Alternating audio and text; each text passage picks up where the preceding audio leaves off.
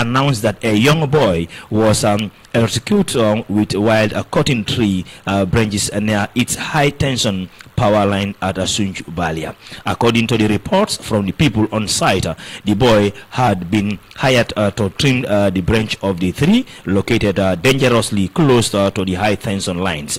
While cutting the metal cutlass he was using accidentally contacted the live wire, resulting in an instant electrocution and his untimely death. Nawek say in a statement yesterday while extending condolences to the family of the victim. Nawek also say a tragic event served as a serious reminder of extreme danger of working near electricity infrastructures in any given particular environment. The company warn the public to avoid cutting or trimming trees near power lines and always maintain a safe distance of at least 3 meters from all power lines as well. Well, Adama, let's digest this story. Indeed, it is a short story because of a boy who was hired to cut tree branches in order not to tamper with the cable of Nawek, but eventually it has caused a death for this young boy. It's unfortunate. Yeah, Mr. Fati, it is an unfortunate situation there, but I guess Nawek should do better when it comes to stuff like that, because you can see around, you'll go to some certain places where you'll see Nawek wires are so close to people's houses or they are hanging on trees, which is so unsafe, especially this rainy season in which we are. Water is coming every day, the rain is coming every day, so it is very easy for electricity to shock someone. So I think Nawek should do better by looking at these places where they should fix their poles or their wires. Yeah. All right, and that will take us to another story, a very interesting story, as you can rightly understand. That is Nawek. That story was impressive from Nawek to take action and then warn the public regarding such act. They need to take all the precursors measurement that needed to be done in order to avoid that. But now, let's move on with Foria News paper, where government eyes 90% electricity coverage by end of 2025. The Minister of Petroleum, Energy and Mines, Mr. Nani Jawara, has announced that the government is on a course of active 90% electricity coverage by the end of 2025 as part of its ambition goal to deliver universal access to electricity for all Gambians by the close of 2026. Mr. Jawara made this disclosure on Friday during his appearance at a ministerial town hall meeting, where outlined the administrative comprehensive plans to expand power supply nationwide. The government target universal electricity access by the end of 2026, and we hope to achieve 90% coverage by the end of 2025. The minister said he revealed that the World Bank, the African Development Bank, and other philanthropic organizations are collaborating on Mission 300 on what? An initiative aimed at providing electricity to 300 million people in sub-Saharan Africa by 2030, in line with a sustainable development goal. 7. This effort seeks to address the plight of over 600 million people in the region where still lack access to power. We have developed a compact program with the World Bank, which has been validated and is expected to be approved in September for implementation settlement. He added that as part of the broader ECOWAS support, Mr. Jawara said the regional bloc specialization agency also has provided $66 million US grant. Most of the projects were implemented and all grants are funded, and such as we will continue to push to achieve this universal access as directed by the president, he noted. So another development story, Nawek also has taken a bold step to supply the entire nation with electricity by the end of 2025. So meaning in heading to 2026 there will be a full electricity supply in the country. That's really interesting. Yeah, that's really interesting. Yeah. Yeah. As electricity is a main need in this generation we are, it is even a basic need. So Yeah. it is a very interesting story there. We say bravo to Nawek. Yeah. If that is possible, Yeah. it will be something very great. Yeah. And also, it is because of if you look at the project, it is not only purely for the Gambia. It's a mission for the entire continent, Africa as a whole. So I think World Bank and the other government partners in Africa also now they've realized how important electricity is to have it at the provincial area too, because it cannot be by people living in Combo. They are also part of the country. And then that will take us to another burning issue on social media, because of the government has embarked on a giving out national documents to the citizens, Gambians who are based in other part of Africa as well. But the large part of the population and the oppositions are complaining for a foul play, saying the government is planning to tamper with the election. So people are calling, but it is not really actually time for a call in this program. So let's do this article, and then we will digest that on the program as we rightly mentioned. On this, there is a government resilience on Virginia Convention to legitimate oversee ID card issue misleading. Esanjai, political science lecturer at the University of the Gambia, now studying in the U.S., has said government's reference to the principle of principle of jurisdiction under the 1961 Virginia Convention diplomatic relationship justify the issuance of ID cards to Gambians abroad is a deliberate attempt to divert citizens' attention from the controversial policy. The Ministry of Interior defended the policy, saying under the Virginia Convention, Gambia retains legal authority to extend public service, including the issuance of national documents to its citizens within the territory of its diplomatic missions and consuls. However, in a write-up shared with Standard newspaper, Njai, who lectures diplomacy and a foreign policy, argue that the real question Gambians are asking is why issuance of ID cards to Gambians abroad, not on the premises where the documents will be issued. According to him, both the 1961 Virginia Convention on diplomatic relationship and the Virginia Convention on consular relations of 1963 made exemplary mention of extraterritorial jurisdiction to diplomatic immunities and not service provided, such as issuance of national ID cards, documents with the ministry's statement missed out.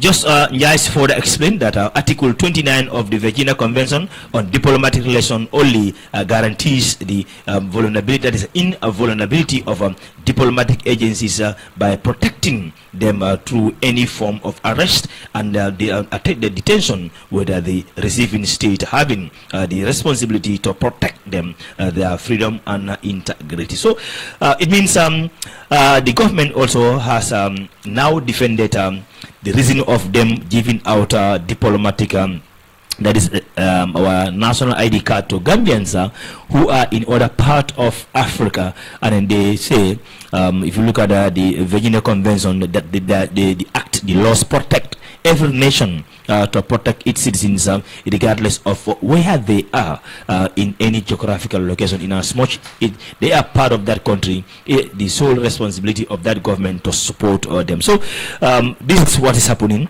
The others are saying the government should not do it, others are saying they should do it. So here comes a lecturer of the university who also have an idea about international foreign diplomacy. Is saying that the government and should not do this. Let's now bring in our own perspective. Let me hear your own take on this one.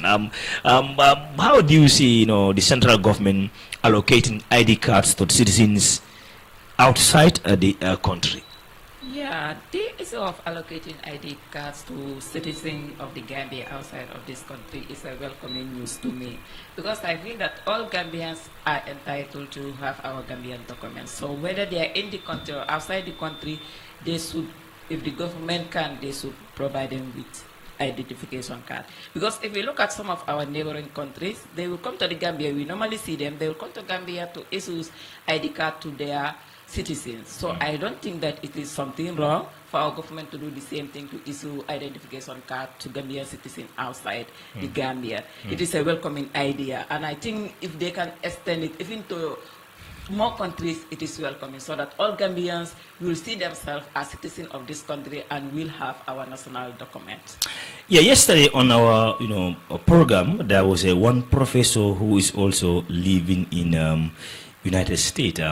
He also emphasized on the importance of the government taking the mantle of giving ID cards to our nationals based on the foreign diplomacy. But he said a good example of that, majority of African countries are going overseas to issue their citizens with documents, but he said except Gambia.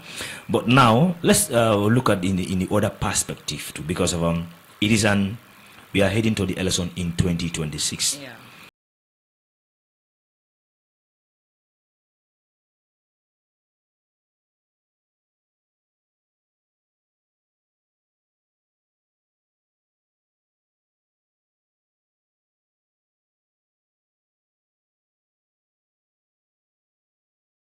From Mama Kande. Mama Kande, the leader of the GDC, he said, for one to have an ID card in the Gambia, you have to go through a very difficult process. One, you have to produce your birth certificate yourself, and still you have to present one of your parents their ID card. So Mama Kande is asking, in outside of the country, being Mauritania, Gabon or Togo, which criteria is the government using to give ID cards to those people? Because if you say the people in Gambia here, they must present their birth certificate and one of their parents' document ID card to be precise. So what measures are they using outside? So there are a lot of untold stories regarding this situation. So in this perspective, I think the immigration department, there should be more of a transparency in how they give out the ID card to citizens. That is one. They need to come out and inform the population we are using A, B, and C to give documents to Gambians in outside, and then it has to be clear. But the government is not about you or me or someone else. It's about the nation. Everything has to be clear. It cannot be a closed door meeting or a private conversation. This, you are talking about a national issue, then it has to go across the board. I think giving out the documents is not something that I should say is bad, but I don't think it is something that I should also recommend based on what have been manifested in other part of the continent as well, because of the process of giving the documents is very important, but the way that we are doing it need to be clear to the citizens, Adam. I think that's you are right. The way they are giving the documents should be clear to citizens, because Gambians will question how are they getting these documents, because we all know how we get the documents inside the country. But to me, it is not wrong. But the issue here is immigration, or Gambia immigration should come out, tell the public that this and this way are the ways we are using to give documents to these people. It is very possible those people are outside the country, but they are communicating to their families, so they can still use their parents' documents to acquire the identification card. So to me, that is not bad. Talking of election coming, they are issuing ID card because maybe someone can use that to get a voter's card. But I think that it was very clear to everyone that people outside the country are not voting because they are not issuing them voters card. So I don't think anyone will go to a polling station where you need to vote and so an ID and say that I will vote, and they allow you to vote. So I don't think people should convince those two. The ID, having the national document, ID card, does not mean that you can vote. You must have a voter's card before you vote. So I don't think that have anything to do, but people are entitled to their opinion. Yes. But to me, giving them ID card is very right. It is their right to have those ID cards. But we all know that it was stated here, they are not going to be issued voters cards. So that does not mean that when they have ID cards, they should go to vote. Nobody will use an ID card in our country to vote, to cast a vote during election. So that was my point. But to the Gambia immigration, I think they should come out and make it clear to the public that this way or these manners are the one we are using to issue identification card to Gambians outside the Gambia. Yeah, that is exactly what Mama Kande claimed, and because he said, for instance, the process was done in Mauritania, but up till now, no single Gambians have the information how many Gambians have ID card in Mauritania. There was no list of who obtained it, who have it, who doesn't have it, and then they proceed to the other countries too, so which is not clear to the people. So these are issues that the citizens are also complaining. So because we are talking about good governance under the principles of democracy, and that will move us to our next topic on the program. That is when you talk about good governance, many people limit themselves. Or when you talk about the democracy, many people limit themselves by casting their vote, going out, vote, and they think that is the only democratic right they have. Because under the principle of good governance and democracy, you have right to education, right to health, well-being, social welfare, and then the freedom of expression. So all these things are under democracy.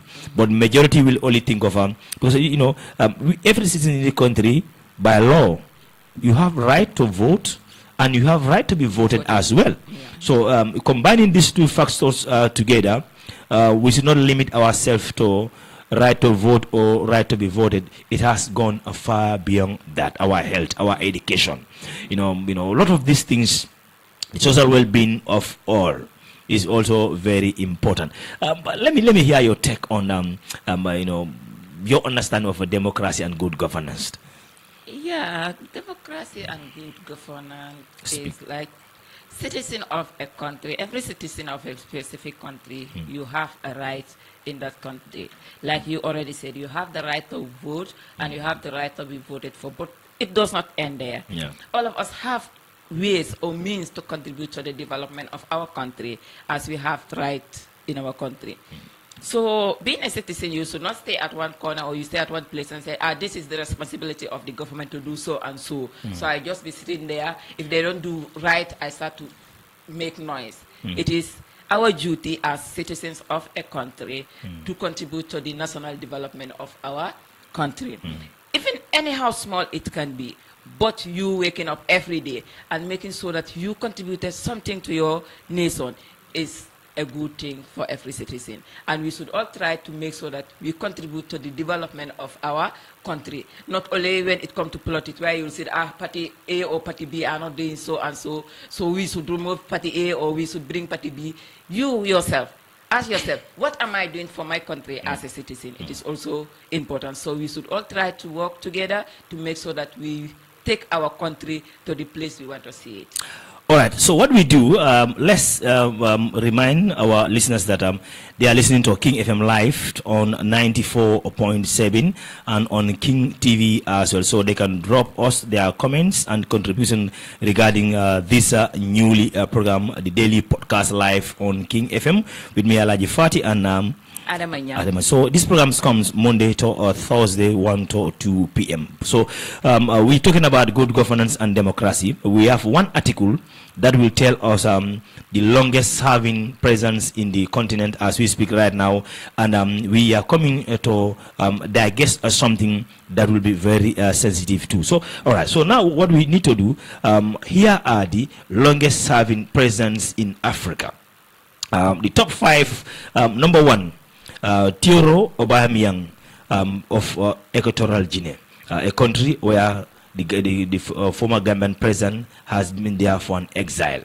Obiang have ruled Equatorial Guinea for 46 good years. He came to power in 1973. That was August 3rd, 1973.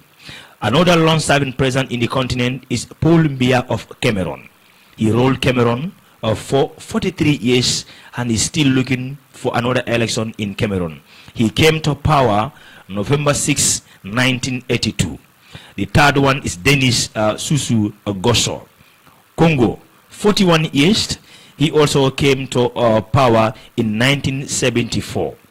The fourth one is Yoweri Museveni, Uganda, 39 years in power. He's still ruling the country, and he also came to power in 1986. The fifth one will be King Mosiwiti. Iswenji, I think now they call them Lesotho. He also ruled from 1986 up till date. Okay, so now we are talking about good governance and democracy. But there is something very important that I am about to say. That is, in Africa, democracy is a broad way. Is a wider branch of governance. I think the way Americans have their democracy, the way the Africans have their democracy, the way the Asians, whatsoever, each country also differs in way they should have their democracy. In our continent, Africa, we believe in our culture, traditional way of things, and then these are things that has maintained peace, respect for each other, and accepting our differences. But if we want to bypass or close how our forefathers has been living in this country for more than 400 years ago, and we want to take the American democracy where men and where we can practice gay, God forbid, lesbians can exercise whatsoever they want, those are not part of our culture. Those are not part of our African democracy. So these are issues that the African are mixed up in things. And even whereas if you go right now, you check Ivory Coast, there is a massive protest in Ivory Coast as we speak right now. Alassane Ouattara wanted for 4th term in office.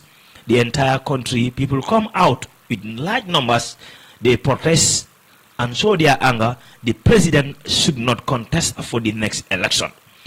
Well, we are not saying they should not say that, but I don't think that was the right place and that was the right moment for them to do so, because we cannot allow any president to be the cause to destroy our continent, to destroy our country, to destroy our humanity, to be a dividing glass between us and our neighbors, between us and within our family and friends. It's time for Africa to rise up and trying to find a real way of democracy that suits our way of life. I don't believe in Western democracy. Maybe you can believe so, but I don't believe that. Yeah, to me, I believe in Western democracy. That's not necessarily Western democracy, but the issue of term limit, I truly believe in it. Because like for Africa, our forefathers were doing it. They stay for long in power. Yeah. But we are different. Generations change and people change. Now, if someone stay in power for more than a decade, that person started to term that place as a family thing. This should not be. We are all equal in our countries. We are all equal in our nations. So if you spend 2 times, I think it is very enough for you to step down and allow somebody else to come. But you cannot be in power for a decade, 2 decades, 3 decades. As you mentioned, someone stayed in power for 30 years or 30-something years. That is about 3 decades.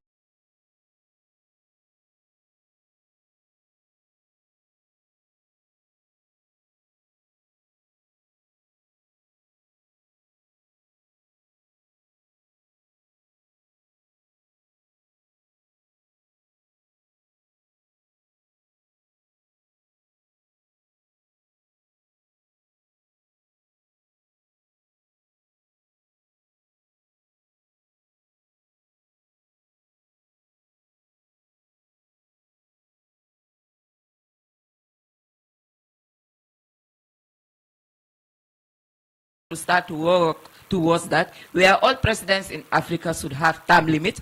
When they spend a certain amount of years, they should step down and allow others to come in. Than staying in power for decades and you still want to continue. Why people are seeing a lot of lapses in your ruling and you still want to continue ruling people. It always brings problems. So a lot of fights and other things we are seeing in our continent is because of president overstaying in power. So I think Africans in large should work towards that and have time limit for each country so that we'll have peace and stability in our continent. All right, taking it from what you rightly mentioned right now, let's reverse and check the reasons why leaders don't want to step down. Let's try to do this. Okay. There are several reasons why some African leaders have held into power for extended period. Power consolidation. Many leaders have used various means to consolidate their power, including manipulating institutions, suppressing oppositions, and controlling key institutions. Fear of accountability. This is another key. Some leaders may fear that stepping down will lead to accountability for the actions while in office, including potentially prosecution for human rights abuse or corruption. Personal enrichment. Long-serving leaders often accommodate significant wealth and power, which can make it difficult for them to relinquish control. Lack of strong institutions. In some African countries, institutions such as judiciary, legislature, and electoral commission may be weak or undeveloped, making it easier for leaders to maintain power. Patronage and silencing. Some leaders have built network of patronage and silencing while they distribute resources and benefit to loyal supporters in exchange for their loyalty. Fear of losing privileges. Leaders may fear that stepping down would means losing the privileges and benefit that comes with power. Culture or historic factors. In some cases, culture or historic factors may contribute to leaders reluctance to step down, such as a strong emphasis on authority or legacy of authoritarian rule. These factors can make it challenging for African leaders to relinquish power and transition to democratic leadership. Now we are talking about reasons why majority of African leaders, and then this phrase remind me Barack Obama, that is the former president of the United States. There was one UN general meeting, whereas we have more than 45 African head of state, including the Gambian president, former president Jammeh, and former president of Libya Gaddafi. When they all were seated, Barack Obama stood and spoke and said, this is what I don't understand about African leaders. You came to power with nothing. Within short periods, you've enriched yourself, become the richest man on that planet, but still you don't want to step down to give chance to your citizens. What kind of leaders are you? That was Barack Obama's statement. Yeah, for me, I will come to your second point where you say they fear accountability. Accountability, yes. Yeah. As a leader, you should not fear accountability when you know you rule in a better way. I cannot say in the best, but when you rule in a better way. If you come to a country, you rule. It is still taking us to term limit. If you know that if I spend 10 years, or if I spend 15 years, or if I spend 5 years, I will step down. And if I step down, I must tell the country how I was leading them. You will work towards that. Then more development will come. But if you sit as a president and say, there is no time limit, I can rule as long as I wish, you will fear accountability. So you will deem that it is very necessary for you to stay in that position so that no one will account you for it. But we should know that it is not possible for anyone to stay in power forever. You must step down one day. So as a president, when going in that thing, you should know that one day you should step down and somebody else will come. And the citizen of the country must ask, how was he or she ruling us? So accountability came at that point. And you should take note of, as you are ruling people, even you ruling a small group of people, know that accountability will come one day. So you should rule in a better manner and use state resources in a better way so that you will not fear accountability. Yes, I think I agree with you entirely. The writer actually mentioned the fear factor. If you are ruling a country and you believe that within a short period of time you will step down, and within a short period of time there will be a lot of commission and there will be a lot of accountability on the way you rule that particular country, you will rule well. But if you sit with the intention of ruling that country for 50 years, like how our former president Mr. Jammeh forever, that becomes something that will produce something else in that particular country. So if you look at it, the term limit, I think for me, if I look at Western democracy, I don't like it. But there are other features inside it that I also would like to take those ones and amend it in our African context. Like for instance, the good example of a term limit, like the United States. No matter how good you are, no matter how much people love you, like Barack Obama when he was stepping down, he said, "This is the law." I know even if I contest for the third term in America, I'll win the election.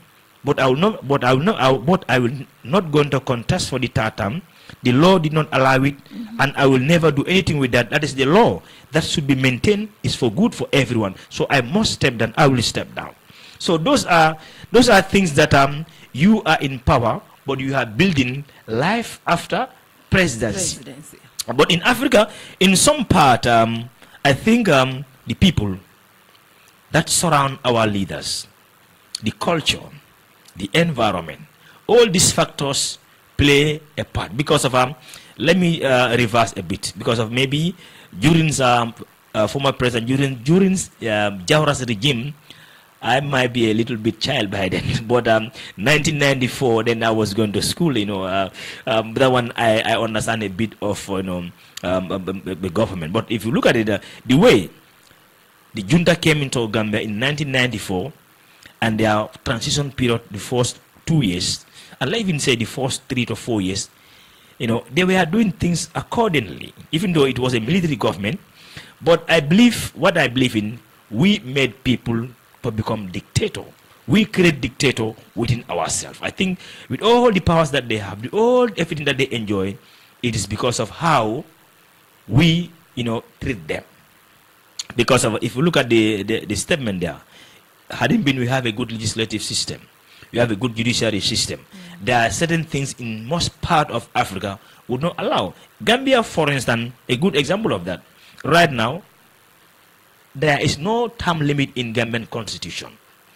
The Gambia is still working on the 1997 constitution of the Republic of the Gambia. That is what is existing, which clearly there is no clause in that constitution that says that there is a term limit for president. So meaning that automatically qualifies President Adama Barrow to contest for the next election. So if we have to correct those issues, we must revive our judicial system, legislature. There are a lot of stuff that the Gambia, the institutional reforms in the country, Gambia is far behind. Behind time as how it is expected. So, to be precise, the current system of our country does not have any term limit. That one is a law. That's not my word. That is what is happening in the country. It has to be clear to everyone, and I believe people understand that. Yeah, we don't have term limit, but I think the law or the constitution should be revisited so that we have term limit in the country.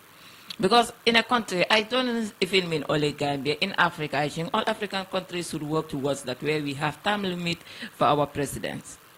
And I could learn from you saying that it is people around that make the president to become a dictator. Yeah. To me, one behave as you want to behave, especially when we talk when we talk of a president. You cannot be a president and people behind you are telling you what to do. The president himself knows what he is doing and what he is going for. Yeah. Okay, that is a very very good statement there. So as we rightly mentioned, this is a very important things to talk about, because it is high time for us to be sensitizing each other regarding our collective and national responsibility. Before you ask, what can your country do for you? Ask what you do for your country. Thank you. So those are stuff that we'll do. So Adama, as we rightly mentioned, this is a daily podcast which is purely on current affairs. Today is episode 1. We only came on air today to introduce the program and the presenters to the audience and the viewers as well, just for them to know and understand now. There will be a daily podcast on King FM, whereas we are going to be talking about very sensitive issues regarding good governance, the good practice of real democracy and good governance in our continent. It doesn't necessarily have to be Gambia. It has to be Africa as a whole. And then anything that has to do with the national interest, this program will make sure we are there to bring it out to our audience. But the program is purely on the English version. We have lot of local programs here. So this program is purely on current affairs. Okay. Thank you, Mr. Fati. And to our viewers, we are saying that you please turn up to listen and to view, to watch us, and to the listeners to listen our program. It is going to be a very interesting program which will come your way every day on King FM from Monday to Thursday. So please join us and watch this program. And you are highly welcome to bring up your opinion or your contribution to the show. Thank you. Probably maybe not for today, but for tomorrow, we will, I think we're going to take text messages. We will only accept text messages on this program. We are not going to open telephone lines because sometimes due to the time factor, and then we have a lot of programs coming on from 2 upwards up to 5. But what we do in this particular program, we are going to allow people to send their text messages on either on the page live or on 50140225 50140225. If you send us your text message on that regarding any issue, particularly national interest, because our main focus is national interest and current affairs within Africa. That is what we stand for. So we will do a short one, but it's unfortunate. What we do again, let's go back to the standard newspaper. The standard newspaper, so the article that you read about Basse Area Council, we need to revisit that before we go. I cannot forget that headline. 51 million? I was without the knowledge of 51 million is a huge amount. Yeah, without the knowledge of the area council chairman. That is ridiculous. I would like to read that. I would like to read few lines about that.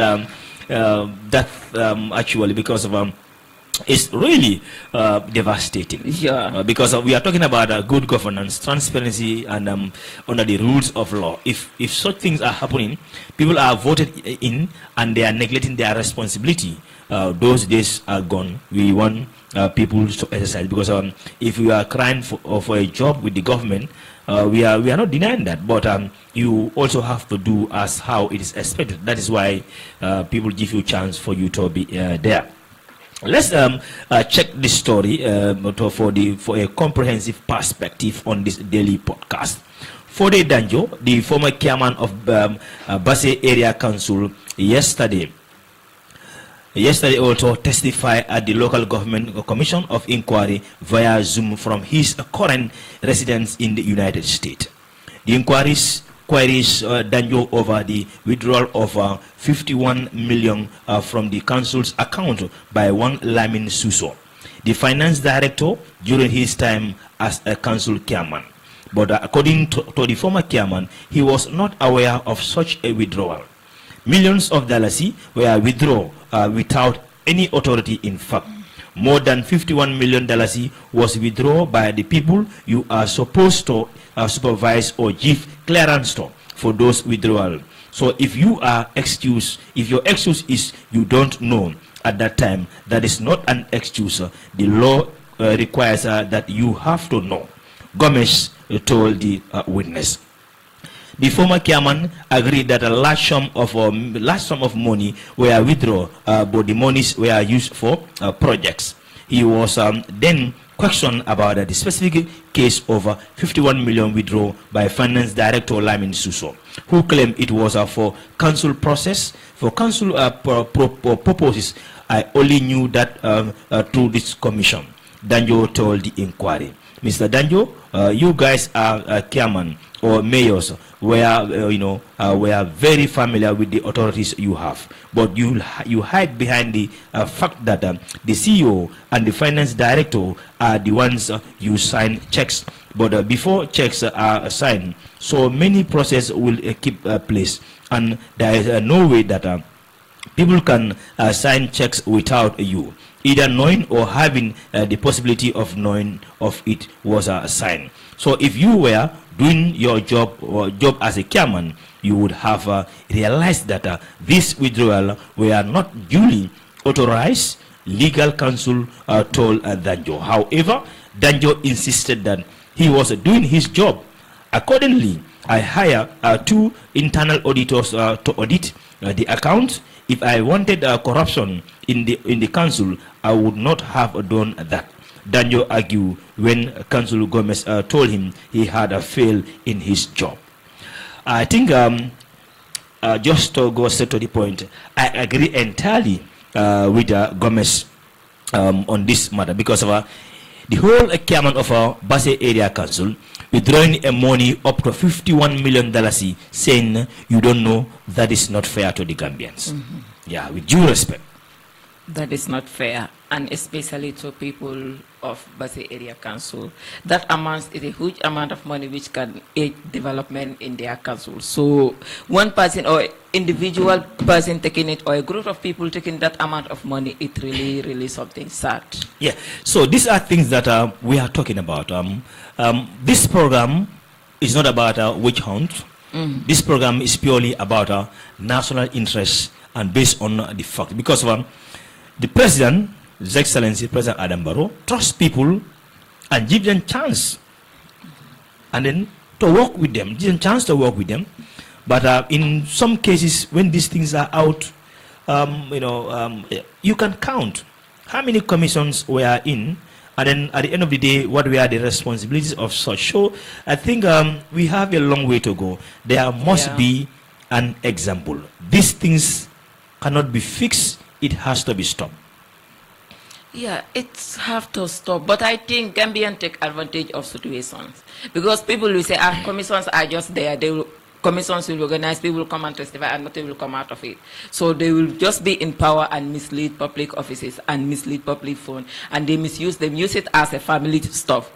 You cannot go to a council where you have thousands of people, or I can say thousands of people residing in that area council, and you take their money to an amount of $51,000 without accountability. That is so sad. So I think the government, or I don't know, the commission of Basse Area Council should do better to try to find out where that money goes to, and it will be given to the Jew people or to the people of Basse Area Council. It's sad, but in the narratives, you can understand that the CEO and the finance director once said that money was used for the purpose of the council.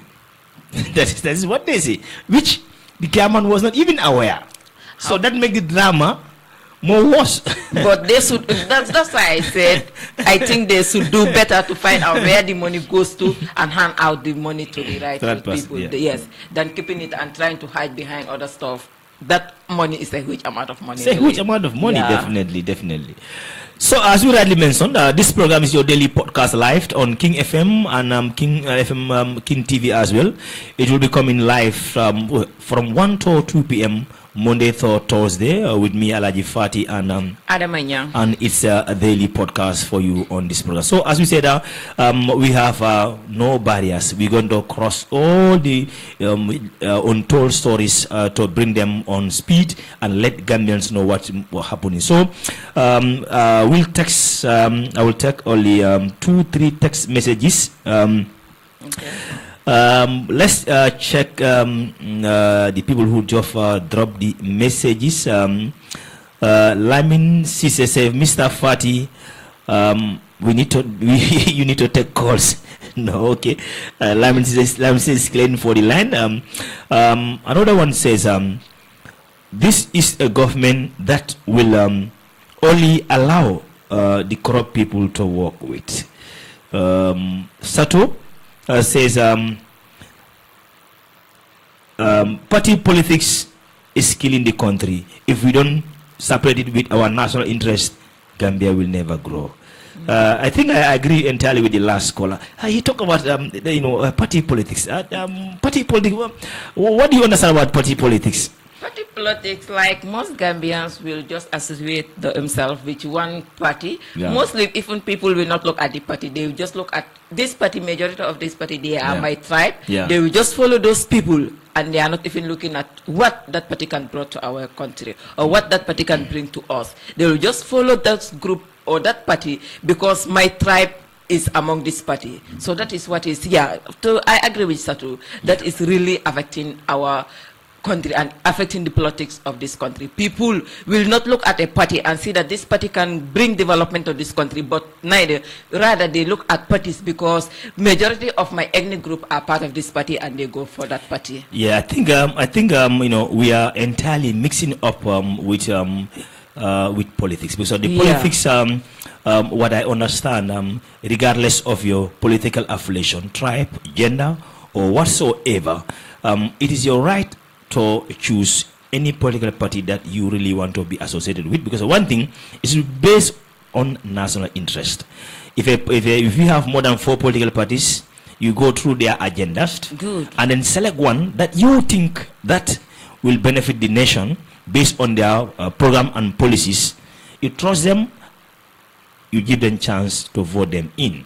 But if you choose a particular political party, that is your caller, that, you know, no matter what happen, you vote. That's why even if you check our National Assembly election, it has always affect people, because you see, we'll have 5 political parties at one constituency, but the party that has the lowest vote in the presidential election, their candidate might be capable than the top 2. Yeah. So instead of people looking at national interest, but what they do, that's what I did as a party. They do party politics. They say, in as much my party presents Mr. X, regardless of his qualifications whatsoever, is Mr. X. Yeah. So I think we have to be very careful of such things too. Gambian don't look at agendas. Most Gambian don't look at agendas. What this person or what this party can bring to us, they don't look at this. I support this party, or my family support this party, or this is where my tribe is. They go for that party, but they don't look at what the party can bring to the nation or what the party can do for the country.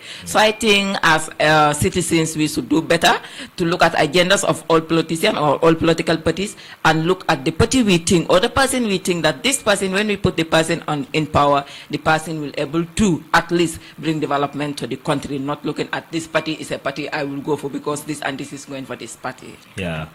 And I think we have to thank our partners on this program too.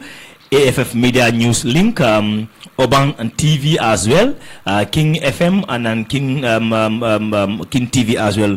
All these platforms that are flowing us live on this particular program, the episode 1 of your daily podcast, which comes, as I said, 1 to 2 p.m. with us live in the studio. So we will go in for more text messages in our tomorrow's edition. And Adama, let's just do a little bit recap. We have talked about a lot of stuff, but for me, what was more interesting on the program to this afternoon for me was how our leaders want to stay in power. For what? Lack of security, for safety. That article really touched me. That bring me in. Why even 2016,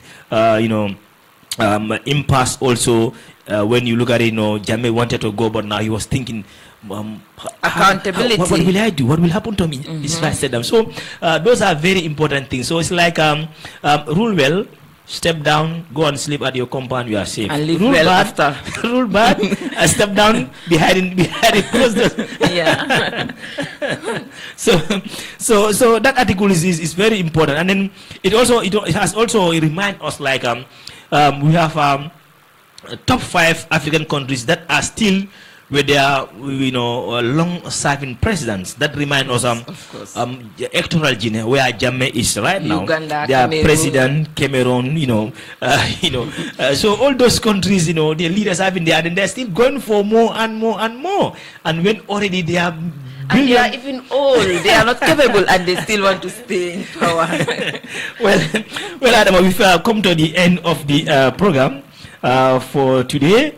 I think it has actually been a very interesting episode for our social corporate responsibility to sensitize people about their don'ts and undon'ts as well. We are not taking calls. For those calling, you can only drop me a message. If you call on this line, we cannot take call, but if you send me a message, that I will read it on the air. But that's why we are not taking call. If you send a message, the message have to be clear. If there's any F words in the message, I cannot carry that one. So that's why this program is a very sensitive program. All right. So, Adam, I think we have to draw down the curtains for today until we come again tomorrow, God willing. Yeah, until tomorrow at the same time. Thank you. It has been a powerful program for us, and then I'm sure for our viewers and listeners as well. From me, Alaji Fati, and I'm Adama Nyang too. And then we are glad that we have people who are also sending messages and calling to be part of the program. Yeah. But hopefully tomorrow's episode will be another one and to check with us. So from our TV director Mohamed Jammeh and the rest of the team, we thank you all for the pleasure of your company. Goodbye.